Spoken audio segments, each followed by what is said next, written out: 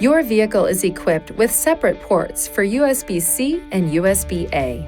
Devices can use either port with compatible cables and/or adapters. After plugging a device into a port, touch this icon, Source, then USB to play audio from the device. If compatible, the battery of your device will charge while connected to the vehicle. Additional USB ports are located on the rear of the center console. These are used for charging only and do not interface with the vehicle's audio system.